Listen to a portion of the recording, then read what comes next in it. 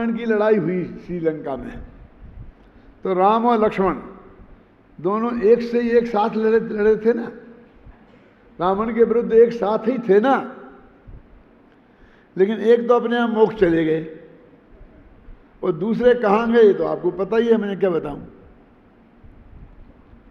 समझ गए ना। तो ये अंतर क्यों आया, ये अंतर कहाँ से आया? दोनों एक साथ खाते थे, उठते थे, बैठते थे, लड़ते थे, मरते थे, जो कुछ भी हुआ सुख दुख भोगा शुरू से अंत तक। इन दोनों में इतना अंतर क्यों आया? यदि आप जैन रामायण माने पद्म पुराण थोड़ी बारीक दृष्टि से पढ़ें तो ये अंतर आपको स्पष्ट दिखाई दे जाएगा। मैं सिर्फ एक उदाहरण देता हूं छोटा सा, उससे आपको अंदाजा लग जाएगा। रावण का प्रस्ताव आया कि कल से अष्टांगिका लग रही है, इसलिए मेरा प्रस्ताव है कि 8 दिन के लिए युद्ध विराम घोषित कर दिया जाए। अष्टांगिका के दिनों में हिंसा हो ये अच्छी बात नहीं है, और सब लोग अपनी धर्म आराधना करें, आप भी और हमारे लोग भी। तो रामचंद्र जी ने वो प्रस्ताव स्वीकार कर लिया, 8 दिन के लिए युद्ध विराम हो गया। अब यहाँ रावण ने क्या किया कि शांतिनाथ भगवान का मंदिर था, उसमें उन्होंने 8 दिन का एकदम ध्यान करने में बैठ गए वो। लेकिन ध्यान क्या था? वो बहुरूपिणी विद्या सिद्ध करना चाहते थे। बहुरूपिणी विद्या का मतलब ये होता है कि उनको एक मस्तक कोई काटे तो 2 हो जाएं, 2 काटे तो 4 हो जाएं, माने वो एक ही आदमी बहुत रूप धारण कर ले, उसके लिए वो ध्यान कर रहे थे। हालांकि वो तो गलत ही था, लेकिन वो कर रहे थे और अब वहां तय हो गया था कि 8 दिन तक कोई किसी को विघ्न नहीं करेगा। उसने उसका ये फायदा उठाया। तो ये बात जब राम के पक्ष में पता चली तो ये सब लोग, सुग्रीव, हनुमान, ये सब लोग उनके पास गए, नल नील राम के पास, कि महाराज ऐसा ऐसा हो रहा है, यदि रावण को बहुरूपिणी विद्या सिद्ध हो गई तो फिर आप कभी जिंदगी में उसे जीत नहीं सकते। इसलिए कुछ ना कुछ ऐसा उपाय करना चाहिए कि उसका ध्यान भग्न हो जाए और उसे वो बहुरूपिणी विद्या सिद्ध ना हो पाए, विघ्न करना चाहिए। तो रामचंद्र जी ने कहा कैसी बात करते हो, अपन तो युद्ध विराम घोषित कर चुके ना कि 8 दिन कोई किसी से छेड़खानी नहीं करेगा, अपना अपना धर्म ध्यान में रहेंगे। अब वो अपने चैत्यालय में बैठ के शांति से ध्यान कर रहा है, किस लिए कर रहा है इसे क्या फर्क है, आप भी करो, आप 2-4 विद्याएं सिद्ध कर लो। लेकिन मैं इस नियम का उल्लंघन नहीं कर सकता हूं, जो युद्ध का नियम है मैं नहीं। बहुत समझाया कि देखो साहब, फिर आपको सीता नहीं मिलेगी, जिंदगी भर रोते ही रहोगे कि जो होगा सो होगा, लेकिन जो बात तय हो गई मैं उसमें किसी कीमत पर कोई परिवर्तन नहीं करूंगा, और अष्टांगिका में ऐसा कोई काम मैं नहीं करूंगा।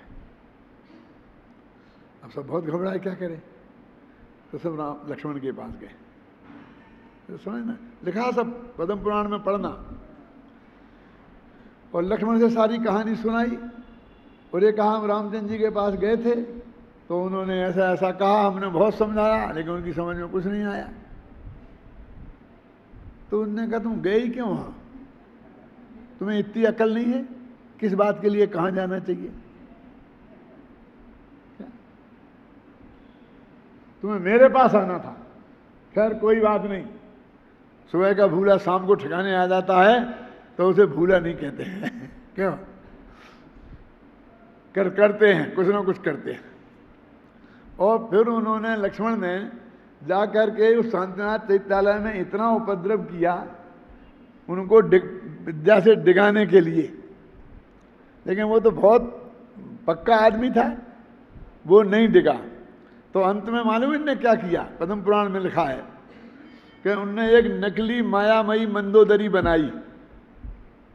मंदोदरी जानते हो, रावण की पटरानी, और उसके बाल पकड़ के ऐसा घुमाया, समझिए ना, और चिल्ला चिल्ला के कहा कि हे रावण, तेरी मंदोदरी को हम तेरी आंखों के सामने उठाकर ले जा रहे हैं, यदि तेरी भुजाओं में ताकत है तो छीन ले।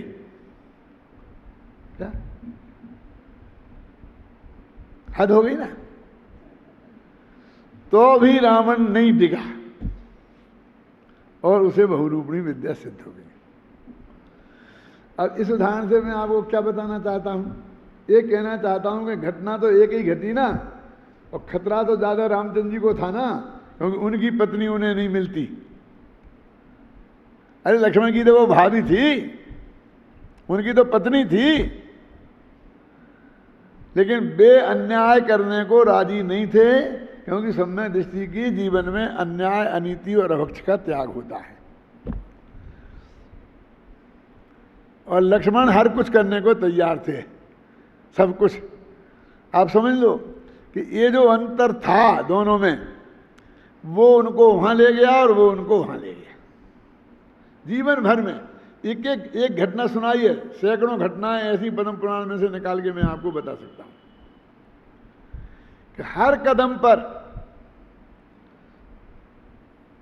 ये तो तुलसीदास जी भी लिखते हैं कि हर समय पे उत्तेजना, हर समय में उत्तेजना। उनके यहाँ पर सीता का स्वयंवर हुआ और शिव जी का धनुष टूट गया, परशुराम जी नाराज हो गए और चिल्लाते चिल्लाते आ गए। क्यों? तो बहुत उन्होंने अनाप शनाप बका। क्या कि तुम्हें मालूम नहीं है, मैं वो परशुराम हूं जिसने 18 बार सारी पृथ्वी को क्षत्रिय से विहीन कर, क्षत्रियों से रहित कर दिया। वीर विहीन मही में कीनी, मैंने इस पृथ्वी को वीरों से रहित कर दिया। वो ब्राह्मण थे, ये सब लोग क्षत्रिय थे। ये क्षत्रियों ने कोई गड़बड़ कर दी होगी उनके विरुद्ध, तो उन्होंने एक क्षत्रिय को जिंदा नहीं छोड़ा। और तुमने मेरे शिव जी का धनुष तोड़ दिया।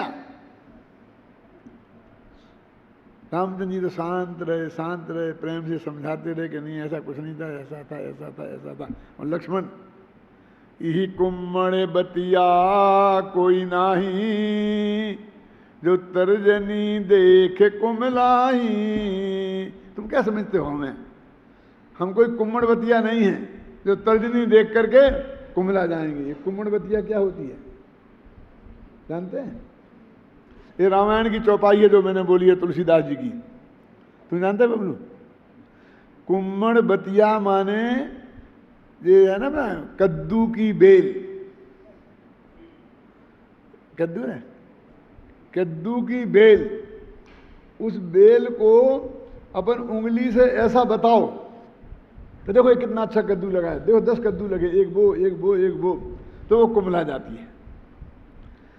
इसलिए वे किसान लोग जब उसके बारे में कोई बात करते हैं तो ऐसा नहीं करते हैं, ऐसा ऐसा ऐसा करते, ऐसे इशारे से बताते हैं। उंगली नहीं दे, तर्जनी माने ये उंगली, तर्जनी माने धमकी देने के काम आती है। वो बेल इस तर्जनी उंगली को देख के इतनी घबरा जाती है कि कुमला जाती है। तो लक्ष्मण कहते हैं कि तुमने हमें कुम्मड़ बतिया समझाया कि तुम ऐसी उंगली दिखाओगे और हम कुमला जाएंगे। आ जाओ मैदान में, हम देख लेते हैं तुम्हें। राम जी तो समझाते रहे बेचारे कि हम भी शिव जी के भगत हैं, ऐसा कुछ हुआ नहीं है, वो तो कुछ सड़ाया था, टूट टाट गया होगा। क्या? और वो यानी हर जगह उत्तेजना, हर जगह उत्तेजना, हर जगह ईंट का जवाब पत्थर से देने की। और वो भैया शांत रहो, शांत रहो, शांत रहो, देखो शांति में फायदा है, इसमें कोई फायदा नहीं है। तो ये जो जीवन का अंतर है, ये हर कदम कदम पर आपको ऊपर से दिखाई नहीं देगा। ऊपर से तो जो काम राम ने किया वही लक्ष्मण ने किया, और जो लक्ष्मण ने किया वो राम के कहने से किया, अपने आप तो किया ही नहीं। शूर्पणखा की नाक किसने काटी थी? राम ने क्या लक्ष्मण ने? ये नाक माक काटने का काम राम जी से नहीं होता है।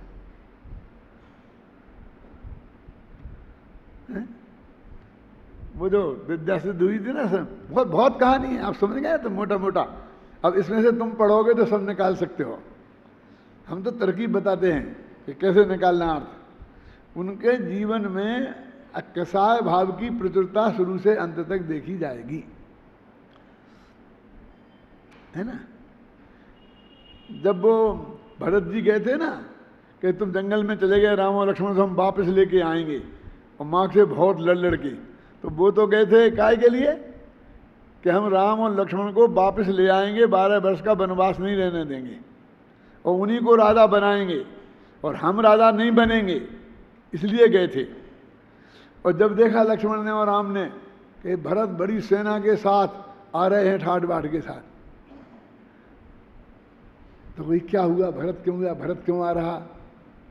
लक्ष्मण ने, भाई साहब आप समझते नहीं हो, ये अपन को मारने आ रहा है, क्योंकि हम 12 वर्ष बाद पहुंच जाएंगे तो इसका राज छीन लेंगे, इसलिए पूरा इंतजाम कर देना चाहता है पक्का। अब सेना इसके हाथ में आ गई है ना, तो जड़ मूल से उखाड़ दो, एक घबराओ मत, मैं अकेले ही निपटा दूंगा इन सबको। और तैयार एकदम, बेटा ऐसा नहीं है भैया, ऐसा नहीं है, वो अपन को समझाने मनाने आ रहा होगा कि वापस लौट चलोगे। नहीं नहीं, आप नहीं समझते हो, जमाना कहाँ से कहाँ पहुंच गया है। और पढ़ो तुलसीदास जी को, वहाँ मैंने जितना पद्म पुराण पढ़ा है उससे ज़्यादा तुलसीदास को पढ़ा है, क्योंकि वो मेरे कोर्स में था। पद्म पुराण थोड़ी कोर्स में था, वो तो तुम्हारे कोर्स में है। क्यों? और फिर देखो कितनी उत्तेजना है, धमाधम से कितनी लड़ने को तैयार। एक दृश्य वहां खड़ा हो गया कि तुम क्या समझते हो, हमारे पास सेना नहीं है, तुम्हारे पास सेना है, अरे हम अकेले ही बहुत हैं तुम्हारे से निपटने के लिए। तो आप समझेंगे ना, हर कदम कदम पर उनके चरित्र में एक कसाई की उत्तेजना, अविश्वास की गंध, और राम के चरित्र में एक सौम्यता पाएगी। इसकी वजह से राम मोक्ष गए। भाई साहब, एक दिन से कुछ नहीं होता, हमारा सारा जीवन पवित्र होना चाहिए।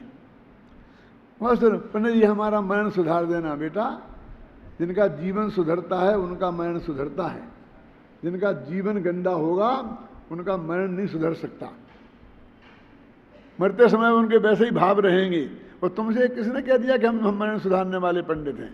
हम तो जीवन सुधारने वाले पंडित हैं, मरण सुधारने वाले पंडित नहीं हैं। तुम्हें जीवन सुधारना हो तो हमारी बात सुनो। और जब मरते वक्त, जब तुम्हें कानों से कुछ सुनाई देगा नहीं, आंखों से कुछ दिखाई देगा नहीं, तब पंडित जी जाएंगे और उन्हें क्या समझाएंगे और वे क्या समझेंगे? हमारे पास तो वो बात है कि तुम कमर कस के बैठो समझने के लिए, और हम कमर कस के बैठे समझाने के लिए। समझाएं तब मुश्किल से समझ में आए। अब ये अधमरे, न कानों से सुनाई दे रहा, न आंखों से दिखाई दे रहा है, भयंकर पीड़ा में तड़प रहे मरने की, वहां जाके हम समझाएं, वो समझना तो बहुत दूर, हमारी बात सुनेगा भी नहीं है?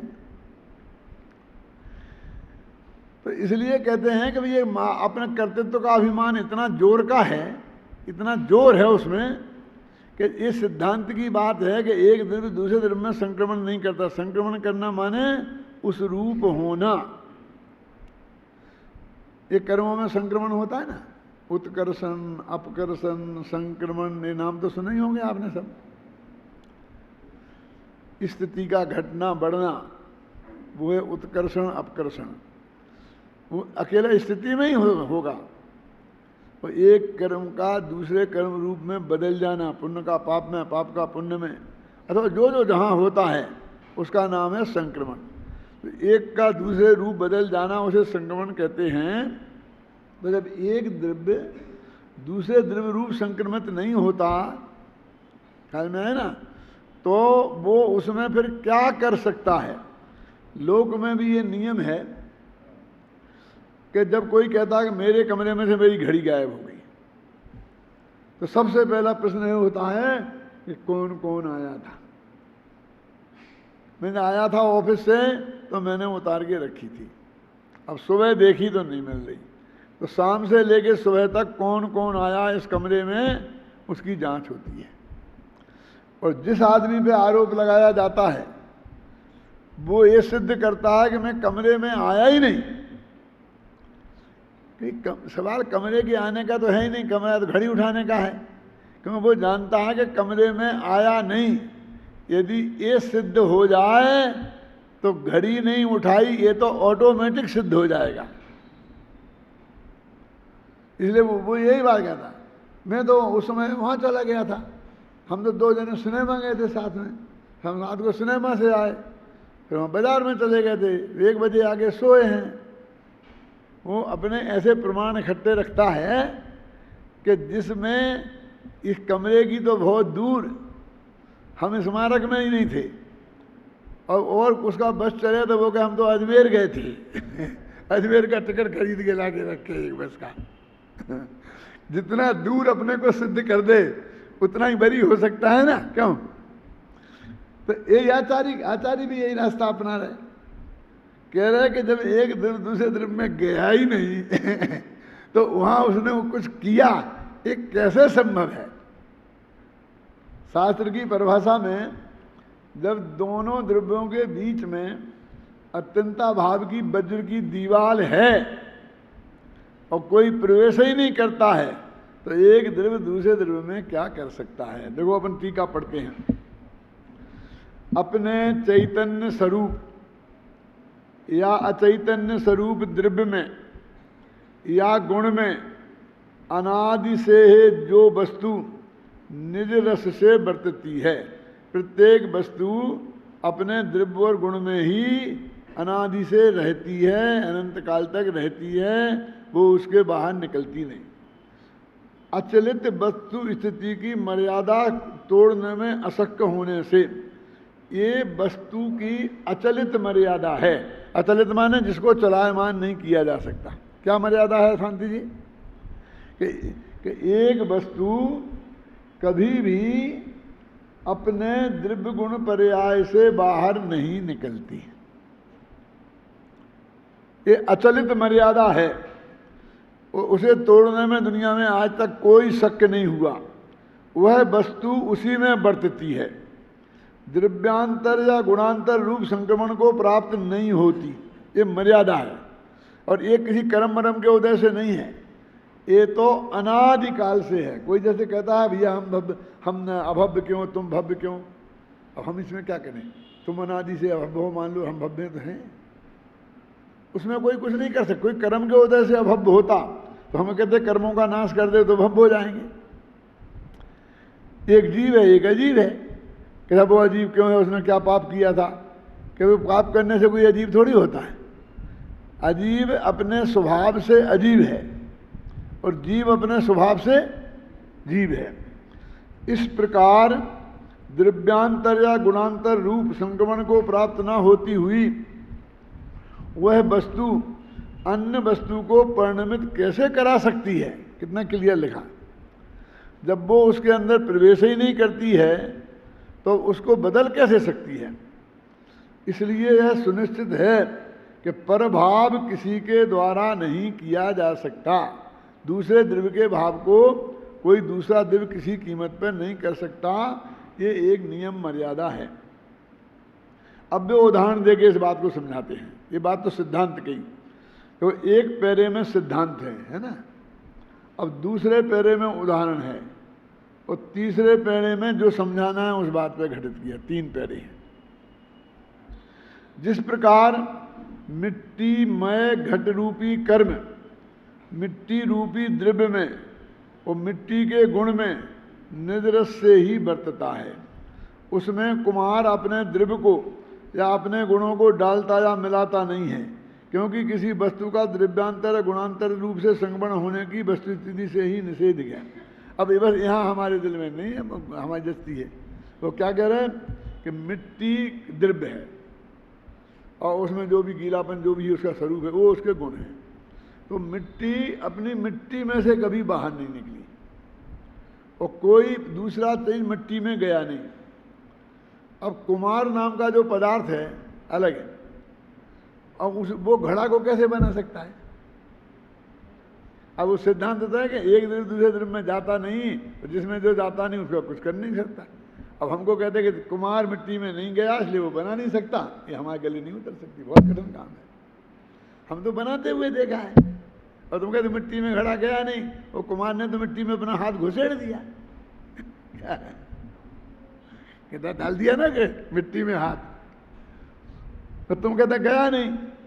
अच्छा गया, तो हम आपसे पूछते हैं कि जैसे मिट्टी में हाथ घुसेड़ दिया ना तो आकाश के जिस प्रदेश में उसका हाथ है उस प्रदेश में मिट्टी है, और जिस प्रदेश में मिट्टी है उस प्रदेश में वो हाथ है। तो मिट्टी और हाथ ये डाले हुए में भी अलग अलग है कि नहीं? ये माताएं बहनें आटा गूंथती है ना, तो गूंथते वक्त इनका हाथ आटे में चला गया तो उसमें हाथ आटा हो गया, आटा हाथ हो गया। क्यों? यदि वो बहन ने रोटी बनाई है और हाथ उसमें प्रवेश कर गया है तो वो हाथ की भी रोटी बन जाना चाहिए थी, अकेले आटे की क्यों बनी? ठीक है, ये एक उदाहरण ही कितना कठिन है, इसलिए कठिन नहीं है कि वो हमारी समझ में नहीं आता, हमारे चित्त को स्वीकार नहीं होता कि कुमार मिट्टी में कैसे नहीं गया, कुमार ने घड़ा कैसे नहीं बनाया। तो उदाहरण समझ में नहीं आएगा तो सिद्धांत कैसे समझ में आएगा? वो कहते एक द्रव्य दूसरे द्रव्य के बीच में जाता ही नहीं है। ख्याल में है ना? अभी तो पीछे सिद्ध करे आए ना कि वो उपादान उपादेन भाव से भी करता नहीं है और निमित्त निमित्त भाव से भी करता नहीं है, ये सिद्ध करके आए ना। अब मैं उस कहानी को फिर पूरी दोहराऊंगा नहीं, अभी आप तो ये सुनो। इस कारण द्रव्यांतर रूप से संक्रमण प्राप्त किए बिना अन्य वस्तु को परिणमित कराना अशक्य होने से अपने द्रव्य और गुणों को उस घट रूपी कार में न डालता हुआ वह कुमार परमार्थ से उसका कर्ता प्रतिभाषित नहीं होता, वो कर्ता नहीं है। अब वो प्रतिभाषित लिखा ना है शांति जी, प्रतिभाषित नहीं होता मैंने कर्ता नहीं, पक्की बात है ना, कर्ता हमारे जानने में नहीं आता, ऐसी बात है ना। लेकिन प्रतिभाषित होता है माने ऐसा लगता है नहीं। इस सब में ज्ञान क्या है? सच्चे ज्ञान के अर्थ में है प्रतिभाषित होना, एक गलत जानने के अर्थ में प्रतिभाषित होना नहीं है, है ना। अब इसी प्रकार ये तो उदाहरण हुआ, अब सिद्धांत इसी प्रकार पुद्गलमय ज्ञानावरणादि कर्म, ये समझ में ना, ये तो हो गए घड़े के स्थान पर। और पुद्गल द्रव्य में वो पुद्गल के गुणों में निजरस से ही बरतते हैं, उसमें आत्मा अपने द्रव्य या गुणों को वास्तव में डालता या मिलाता नहीं है, क्योंकि किसी वस्तु का द्रव्यांतर गुणांतर रूप से संक्रमण होना अशक्य है। ये सिद्धांत है जो यहाँ लाए हैं वो, है ना। द्रव्यांतर रूप से संक्रमण प्राप्त किए बिना अन्य वस्तु को परिणमित कराना अशक्य होने से अपने द्रव्य और गुण दोनों को ज्ञानावानादि कर्म में न डालता हुआ वह आत्मा परमार्थ से उनका कर्ता कैसे हो सकता है? इसलिए वास्तव में आत्मा पुद्गल कर्मों का अकर्ता सिद्ध हुआ है। अब इतनी एक गुंजाइश उनने रख ली है। क्या गुंजाइश है? परमार्थ से। किसी ने कल से मेरे से पूछा था, विद्यार्थी ने, कि वो परमार्थ से कहोगे तो इसमें भी चारों नए लगाना पड़ेंगे, फिर निश्चय नए की, और जो लगेगा वही लगाना पड़ेगा ना, क्यों? तो अब मैं पूछता हूँ परमार्थ माने यदि निश्चय नए है तो यहाँ कौन सा लगेगा? है? उन चार में से कोई लगेगा ना, लेकिन परमार्थ से नहीं है, इसमें से एक ध्वनि निकल रही। कोई अपेक्षा ऐसी भी है कि जिसकी अपेक्षा से जिनवाणी में भी कुमार को घड़े का कर्ता और आत्मा को द्रव्य कर्मों का कर्ता स्वीकार किया गया है। क्या वो इतनी बात यहां छूट गई? ये परमार्थ से डाल दिया ना, तो मैंने कोई और अपेक्षा ऐसी है कि जिस अपेक्षा जिनवाणी में ये लिखा जाता है, कहा जाता है, और ज्ञानी जन भी कहते हैं कि कुमार ने घड़ी को बनाया। और वो कौन सा नय है? अभी अपन ने पढ़ा था, घट व्यवहार नय कहता है कि घटपट रथ कर्म और नो कर्म, कौन सी गाथा है वो? ये आत्मा उनका करता है, कहा था ना। कौन सी नंबर?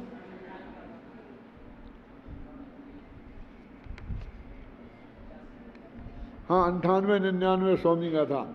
व्यवहारेण तू आदा करेदि घटपट रथानी दब्बाणी करणानी कम्माणी नो कम्मानीय व्यवहानी, ये लिखा ना यहाँ, व्यवहार ने ऐसे कहा है। तो इसको बचाने के लिए उनने परमार्थ से डाला है। इसलिए अपेक्षा लगाना कितनी जरूरी है।